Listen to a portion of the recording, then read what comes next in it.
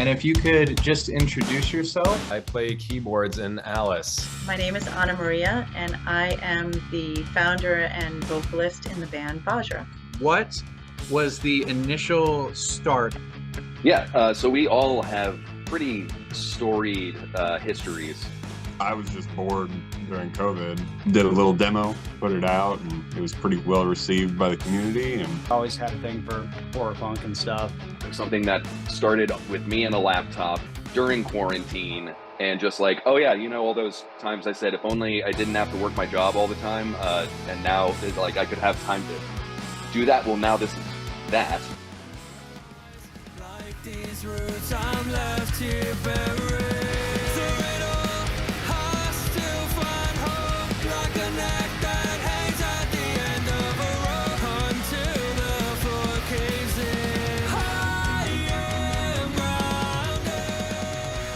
All right.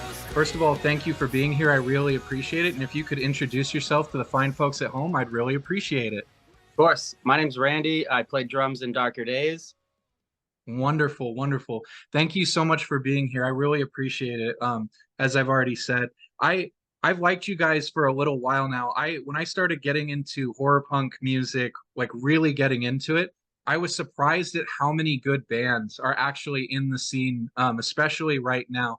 Because it's one of those weird things where like I was super into punk for forever, and I like knew like the Misfits. I knew like maybe I'd heard Blitzkid or something like that. But then when I started transitioning over into listening to more horror oriented rock and horror punk and that kind of stuff more, it surprised me like how, first of all, how good so many of the bands in the scene are, including your own, and also how many of them there are. Like, it's not just like there's one or two like good bands. Right now, at least, there are a ton of good bands coming out, and I'd like to think that you guys fall into that. So let's talk a little bit about the project. Where, when, how did this whole thing get started? So this band actually started from two bands in a way. We played shows together and just kind of ended up working out. That was like have to be roughly around 2016, early 2017, and we just kind of really worked very well together and just kind of wanted to move forward and make music that we all loved and just something that we all felt that we wanted to do with ourselves, I guess. That's interesting. So as you were saying, you guys had been in other previous bands together, like you said, two different bands though, of course. What would you say made you want to go in this particular direction with your project? We've all, for the most part, have had like the horror punk like feeling forever, like worshiping like Misfits and Blitzkid and like Mr. Monster and all those bands, and like kind of never really like too much got to delve into it in our other projects, and it just kind of felt right to do that with this one. Well, that's really cool. So let's talk a little bit more about the history of the project. So obviously, like condensing it down from there to, you know, where we are, there's a lot in between. What would you say were the important moments so far in the band as far as the development of it as a project? I think definitely for us, like putting out our first few releases kind of by ourselves and like just seeing where our writing process was going to go. We did pretty much the first two EPs that we put out just by ourselves, like recording and practicing together in our spaces, and kind of made a process of that. And I think the first thing was when like Fiend Force reached out to us and was like, hey, like, you know, we'd like to work with you guys, and kind of moving forward with that. It's kind of just been going. It's been going pretty well. So let's talk a little bit about the writing process. If I've noticed that in your sound and in your style, I get a certain band vibe from you guys, like as an influence. And I'm just curious. I want to hear you guys say who your influences are, because there's one I'm thinking of, and I don't know it for sure, but I'm just kind of curious if it falls into it or not. I'd say we're heavily influenced by Blitzkid. I think that's blatant, not in a great way for us, because those are our guys. Alkaline Trio, AFI, some elements of the Misfits and stuff like that. We get a lot of other like people asking us certain things, so I'm curious to hear what you have to say. I when I first heard you guys, I legitimately looked at my wife and I was like, this is horror punk rise against, and I'm so here for it. Like I like I absolutely love everything about the sound. I went on your guys' Bandcamp after I had heard a couple of things on YouTube, and I went and I was like listening to all the music that you guys had up there, and it just was like awesome. It blew me away. That's one of my all-time favorite bands. So when I say that, understand that's a compliment. Yeah, no, But yeah, great. so I'm curious, what other responses do you get to that though? We've actually have gotten them. Our singer Mason, I guess, falls into the similar like vocal range as him. And someone said Nick 13 from Tiger Army, which I guess Oh they have a yeah. similar range. And to me, that's crazy, like great. Like we all love those bands. So Mm. it's really nice, I guess, to hear that. And there was another band called Ignite, I guess we've gotten pretty, Oh. I guess, because some of our stuff has a little bit more of like a melodic edge to it. So Mhm. kind of gotten jumbled in with those bands, which is huge and like honor for us. So Oh we'll yeah, take. all of those bands are killer bands that I loved and growing up and I still listen to today. So that's really cool. I can actually kind of hear some of those influence, or I can hear the comparison now is what I mean to say. Um Definitely. so where I guess what when you guys are writing songs, what does that process look like? Let's start with the instrumental side of things. Like how does that develop? How does that kind of come together? Typically, Nick will have like a guitar riff. He's like one of our main songwriters, and he'll like have it like show us some stuff, and like we'll just kind of work on it in the practice space, and that's like typically our like vibe. We'll like run around with it for a while. Mason will do his thing. Like him and Nick write the majority of the lyrics together. Like they'll sit down and like on their like separate time and like work on stuff. And we'll take a lot of our stuff to like a pre-production kind of deal just to like tighten everything up, like make sure we like the way everything sounds. And then we'll like try to take it back into the space and work on it to where, we iron out all the little details that we want to have in there, and then we'll go record it. I really appreciate like what you're saying there about taking it, kind of demoing it, kind of working on it first before you then do like a full-on recording, because a lot of bands struggle to get good songwriting. They struggle to get tightness down in their music, is what I've noticed. And I've always said that punk rock isn't an excuse to suck at what you do, right? Like Yeah. like if you're gonna only play three chords and you're just gonna like hit it at 100 and or, 200 BPM, be tight, be good, have a good song, have good lyrics, whatever it is on top of that. But love and treat the art form with respect, you know? For sure. And so to hear you talk about like how you guys have that like multi-step process, I really appreciate that. And I think it shows in your music. The quality of your recordings is one of the things that is attractive to me because yes, it's true that like if you're a band and you if it's a good song and you hit record on something and you just play it like in a room or whatever and capture that, a good song will still stand through. But it's a lot easier to get into the hands of the market and everywhere else if it's polished up, if it's tight, if it's better. Like if the audience doesn't have to do that extra work to like love the song that's already good. And I think you guys have both of that. I think you have a very good, clean, polished sound, but I also think that at the same time you still feel that grit and that energy in it. And I think that comes out in the guitar playing, and I think that comes out in the drumming and just really all the instrumentation, but also the vocals. Um, and the fact that you guys take all of that, you tighten it up and you keep it good in from a production standpoint. I think that's one of the reasons that I'm personally really attracted to your guys' sound. So anyway, I just wanted to say that, ramble over, but I know you mentioned a little bit about the lyric writing and stuff like that. When you guys are going to write a song, do you do you guys have like guidelines or anything? Like, how do you guys do that? Like, do you choose from movies? Is it just anything? Like, what inspires the lyrics to your guys' music? I would say there's like a few like influences like in some of our songs, but I guess you could say like a major aspect of it is just like real life, like just like stuff that everyone goes through every day, whether or not it's like loss of like a life or like an emotional like breakdown or just like something stuff like that. It really Mhm. I think it really varies. I know Mason and Nick are really good with, I feel like, capturing the vibe of the way the song goes. So they kind of just run with it and then they'll like show us the stuff. And, we're all just kind of like, whoa, okay. Killed it with that. Like, let's do it, It's For kind of like, sure, for sure. that's how I feel about it anyway.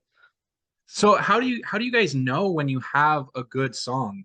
Like when do you hear that song as finished, and when do you know you're like, okay, this is a good one. We're gonna put this on the next release.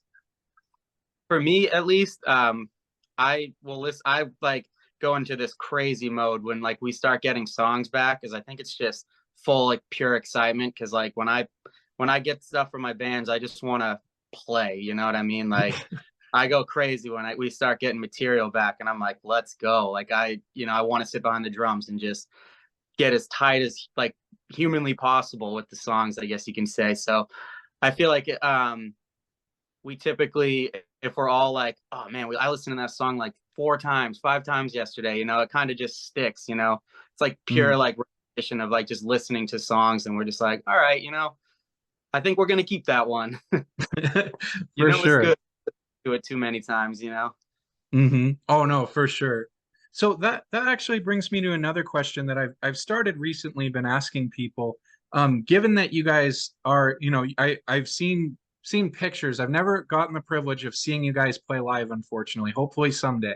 Um, Soon. but I've seen pictures of you guys playing, and I'm genuinely curious to know, when you guys are setting up a set list, how is that different for you than setting up a track list on a release? What are the things that you think about when you're getting ready for a show versus when you're putting that on the album? I think for us at least, we try to like go off of dynamics. For us, we have a lot of music that we like throughout our catalog. So we try to like pick some of the strongest points, I guess you could say, through all of our music to kind of like almost go through like a wave, if you will, like with our set. We want to come out with a bang and close with a bang. And in the middle, we don't want to bore you, we don't want to, we have some slow songs that we like that make sense for the album, but like some of the stuff, we want to keep it high paced and high energy, because I feel like with a lot of bands, you don't get a lot of time to play. So like when you do have a time to play, you really want to like capture that sound. Like Mm. I saw a band called Creeper in Oh, the love US. Creeper. Yeah, Nick and I were actually fortunate to go on tour with them in 2017 with another project we were just helping, like hanging on to for a bit. And they played in Worcester, Mass, and they played for like a half an hour, and it seemed like it was 20 minutes, but it was so high energy. And like to me, like that was one of the moments where I was like, when I get on stage, it's like I want to follow something like that. And to me, Mm. that's I wasn't bored for 1 second. It was like Hmm. incredible. So That's awesome. yeah. When you do play live, what's that like? Like what kind of because in a studio session, obviously, like you're trying to play tight, you're trying to play clean. Right. When you're live, obviously you still want to do that, but there's some leeway because you can go harder, you can go crazier. Do you find yourself doing that in your shows? Yeah. So for us anyway, our songs are played a lot faster live to keep up with that. And I think for us, and I mean, we've had some shows that were like a little like technical difficulties here and there, but we still just smile and laugh about it, and have a good time. I feel like we have like a good chemistry on stage with each other, and like, it's just all smiles, and we're just like, we're there to like perform for everyone and have a good time, and I think people see that like through our performance. It's just fun, high Mm, energy. So for stuff like sure, that. for sure. I know every song is a musician's baby, right? Like, but there are obviously some songs that just stick out. They're just the songs that you either love to play live or you love to listen to more. Are there any songs like that in your guys' catalog that you really feel that way about? We have a few songs on the new album that I don't think maybe we'll I don't think we'll ever maybe see the light of day live, but they just hit me in a certain way just because I remember like getting the track list back, and I think it was the song that everyone might have thought that I personally wasn't going to be like the biggest fan of, and it ended up being one of the songs that I liked, not the most, but like I really did like it, so I kind of shocked everyone. And that's Mm, called Empty Glass on the album, just because it's like a weird like poppy, like in a very cool dark poppy song, and like I do like a lot of that stuff too. But it just that's one of those ones for me that I was like, wow, I can't believe we're writing songs like this. You know, it's cool. for sure, for sure. So how I know that you mentioned that like you guys consider yourself like horror punk, but like what what other influences would you say have had on the project? Not necessarily musical, but like let's say things like film or books or things like that. So for sure, I think where we're like based out of, we have a very dark and rich history of like being from Salem, you know. So we get like the witch trials, and we try to play pretty heavily on just like keeping like capturing all that into one, like Edgar Allan Poe, for instance, like the 30s and 40s, like black and white, like famous monster movies. Like we love the silent like movies, like and all that stuff. We just I feel like anything like classic horror and just like anything with rich history, we try to like really delve ourselves into, as well as Okay. like side of it. Okay. Okay. That's really interesting. So of, being from that area and, coming from that rich history, I can see how that would have an effect on the music overall. If you can imagine like that kind of atmosphere that you guys are trying to set and then trying to capture it, I feel like you all you do capture that really well now that I'm like picturing it in my head. So talking about Salem since you brought it up, and how it has an impact on your music and stuff like Edgar Allan Poe and the black and white film stuff. I can see that in the art style that you've chosen to go with on your album covers and things like that. Where where did that particular like art style come from? Like, was it directly tied to those things, or was there like how did you know that that's the way you wanted to go? Because your guys' album art is very distinct, even within the horror punk genre. It's it's very beautiful, I would say, even, but it has like a certain, not monotone, but like it goes with a certain color palette usually. Yeah, I feel like typically for us, and I mean especially on this album, we went with it's called the Burying Point, and that's like the oldest cemetery in Salem, like where we like spent a lot of time, like especially like in the like doing the album and stuff. Like we I don't know, it kind of just worked that way. And Argyle Goolsby, actually, we were fortunate enough to have him do our artwork for us, so that's really that Mm. was really um I I'm pretty sure him and Nick kind of like worked on like the concept a little bit together, and that's just kind of what we got. And like it for us, it was instantly a yeah, like whoa, like that's our album cover for all this time, like that's insane, you know. So Mm. I don't know, the color palette to it and everything, like it's just like it's like an off white. It's not. It's like a white, but it's not white. I don't know. It just really like pops on that. I got a copy of it actually right here. So yeah, it just like really like pops out Yeah, yeah. It's the like back it's of such a cool like designs. Like it's very dark, but it's also very mature. Like it's easy to kind of especially for punk Thank bands you. to not really care about the cover that they put their music out on. But I think it says a lot about the band when they're thinking about things like that, like the cover, like the front and back sides of things like that. Even though we're moving into a more digital medium, I still feel that like being a musician is more than just being able to play. You're also a performer.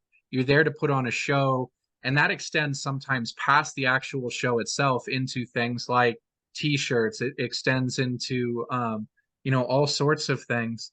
The album covers, obviously, stuff like that. how do you personally feel about that kind of thing? Do you care much about any of that stuff, or is it just not, is it just like it I mean, like, as a member of the band, do you care about that kind of thing? To me, I feel like artwork's huge because as much as like this is like my like part, I'm a part of this project. It's like I like to look at it as if I was going into it as being a fan of the band, you know, like because I'm a huge fan of music. So I always go, would I look at that and go, that's crazy? Like I can't take my eyes off of it. Or like if it's a shirt design, or like would I wear that? Like would I want to wear that more than once a week? Kind of. That's like that's at least where, not that we've ever had an argument in the group about like logos or images or anything, but that's my thought process on it. And I feel like we try to just go by something very simple and straightforward that's just super easy on the eyes that you don't forget. Mm. Okay, okay, That's that's kind of where I'm coming from with that stuff. okay, for sure, for sure. So we've talked a bit about the history of the band so far. We've talked a little bit about your guys' writing process, some of your influences, some arts, outside things that have also influenced and aren't necessarily music. Since you guys have been touring and, playing shows and stuff like that, what are some bands, even the bands that you haven't been, but what are some bands that you feel particularly you would like to shine a light on, that you would like to spotlight and be like, hey, come check this band out. If you like us, you're probably going to like them. They're really cool guys, or, whatever. Yeah, I mean, I have a long list, but I'll give you a smaller one for now. Maybe we'll talk more on it, but always our boys in Evelyn's Casket and 5 Cent Freak Show. Those guys are like our family and stuff. So we always want to say what's up to those guys. We have some bands over in the UK that we really want to like. They're doing really well, but we would love to work with them. The Nightmares. There's a band called the Violent Arts. Even back in the U.S., we have like Ghoulgasm from Tennessee, American Werewolves, The Epidemic, obviously Blitzkid, but just bands like that. Those are like bands that we've like want to do stuff with, have also done stuff with some of them. So hopefully, just to keep it like what we want to do. For sure, for sure. Of the bands that you mentioned, I know Blitzkid, is there at the top, but of the other bands that you mentioned, who is the one that if you were going to be like, okay, they wrote a song that I really like, which band that you play with, that you're friends with or whatever, do you listen to their songs and you hear that song and you're like, damn, I wish I would have wrote that. Like, it's so good. For me personally, I would say Stitch by Stitch by Evelyn's Casket. That song, like, probably one of my favorite like horror songs like ever written, and like it's just one that always sticks out to me. Well, I just want to say thank you so much for your time. It has been a real pleasure talking to you about all this stuff. Before we do go, I'd like to find out for the audience, where would you like them to go to help support you? What platforms, and what's the best way to like buy your merchandise and stuff like that? I would say going on our Instagram page, because we have a link tree in there that has just options to go anywhere you'd like, through our Facebook, our YouTube, and like the Fiend Forest store to like pick up a record or a CD or whatever.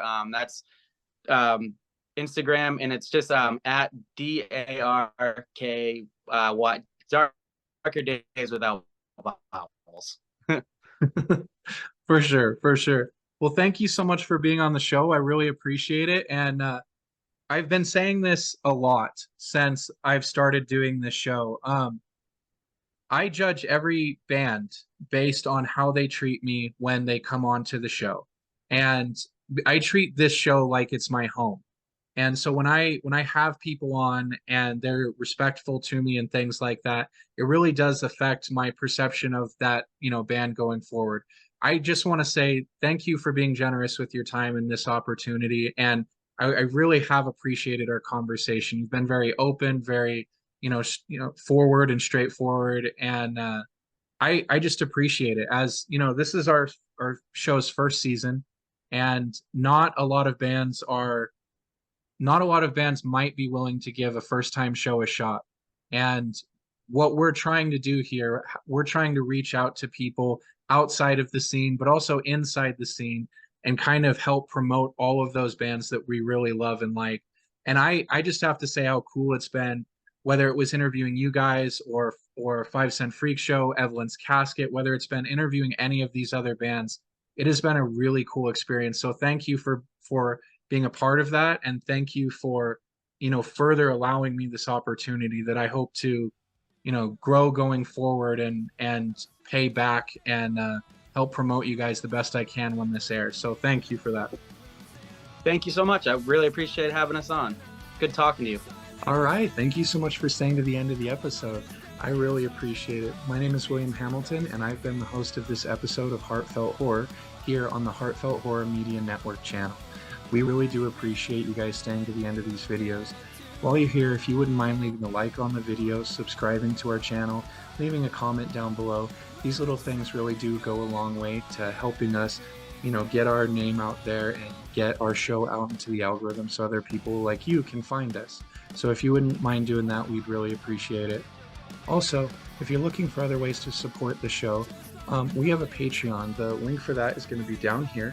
You can copy that into the search bar and you'll find our page. Our Patreon is for $5 a month. For $5 a month, you're going to be able to help us buy all sorts of new equipment.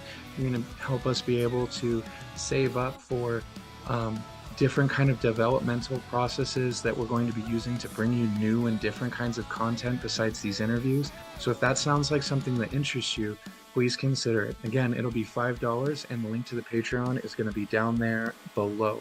So thank you so much for your time, and have a nice day. Bye. At our best,